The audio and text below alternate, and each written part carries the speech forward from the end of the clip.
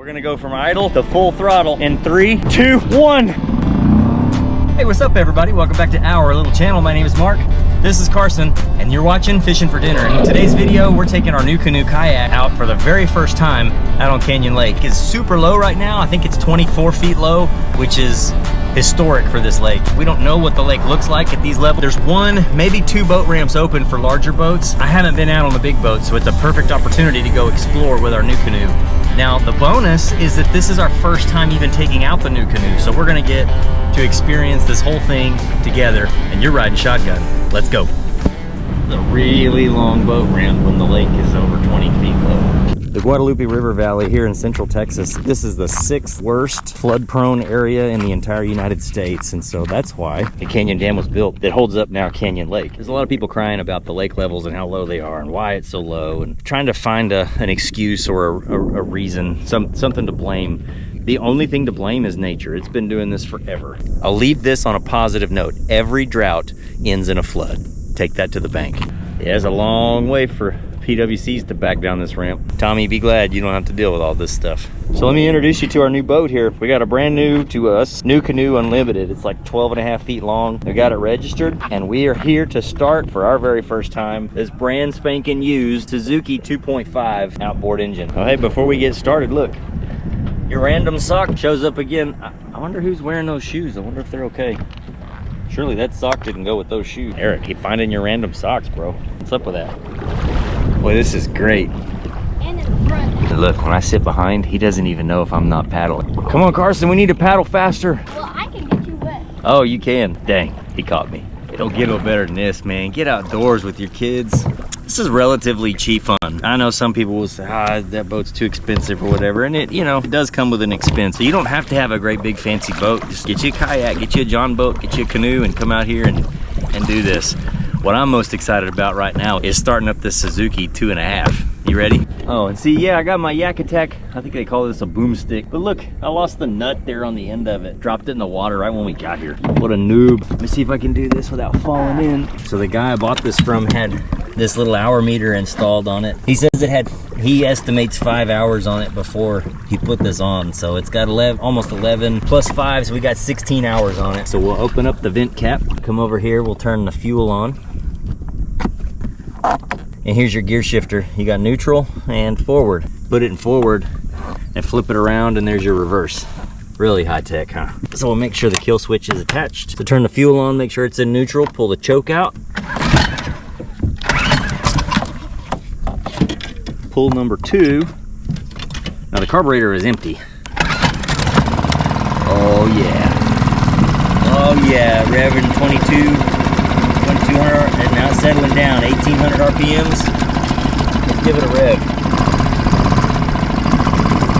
Come on, don't act like we just met. Come on, about to die on me.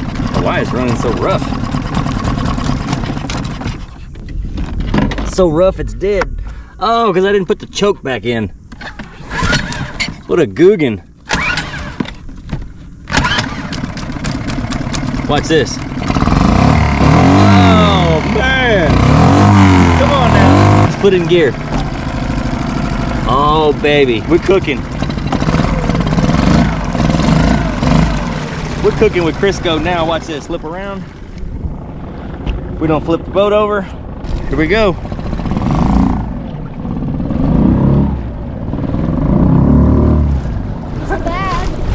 What is that? It's the bag. Is that somebody's trash bag? Yep. Oh my goodness. I get it. I got it. Yeah, they give us this bag when you check in at the park to not litter. And somebody littered it. No jello shots. Come on now. This is a lot faster than paddling. Okay, so I think we got a little adjustment. This is our first time out, so we're just trying to figure out the weight distribution and all that stuff. So I slid him back a little bit, and then I slid my seat back almost all the way back. I eliminated this throttle extension, so I'm just grabbing onto this short little stubby tiller handle all by myself. Let's get the kill switch back on. All right, let's take off. Let's try this again. Here we go. We're gonna go from idle to full throttle in 3, 2, 1. I tell you what, this ain't for the faint of heart. If you don't like having fun, this isn't for you. This is way too much fun. Look at that. Those are the meanest 2.5 horses I've ever met. They're mean, look at them.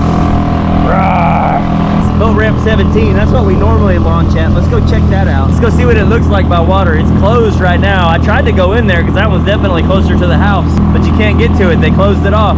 So we're gonna go check it out by water and see why they closed it off. Boy, with a quartering sea, we're taking some over the bow. I don't know that we can bring him back anymore. We got a little too much weight in the back, I think. I don't know how to, it's gonna take some more adjustments. I think I need to trim the motor out some, but I don't have the tools to do it. It's not a quick release pin. I'm only getting 4,800 RPMs, wide open throttle. I think I should be getting about 6,000. I'll see you over here at boat ramp 17. Peace. All right, we're just coming into Little Jacobs Creek. Man, that water is beautiful today because we just hadn't had any rain, so super clear. Oh, 10 foot viz. Look at the grass. There's some big bass in this grass, I guarantee it.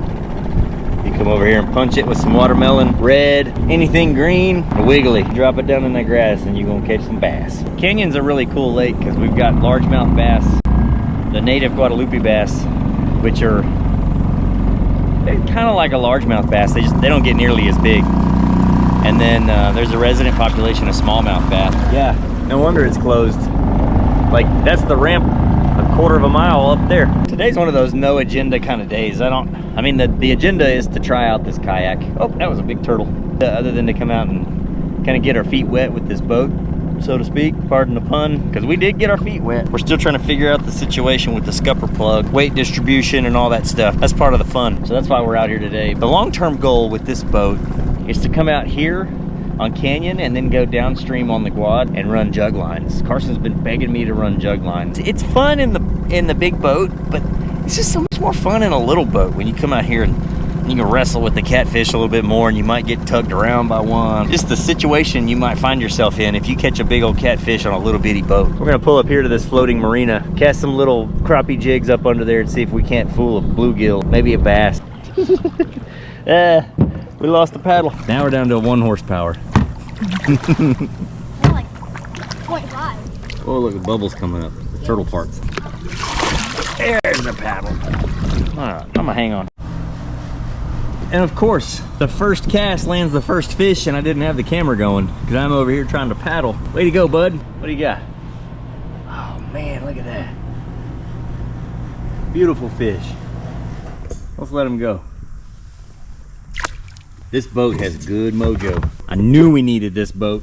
The first trip out, first cast, catches a fish. You can't beat that. All right, let's see if we can get a top speed on this bad boy. Let's see what happens. Okay, we're in idle. We're idling right now and I've got 2 miles an hour. All right, let's hammer down.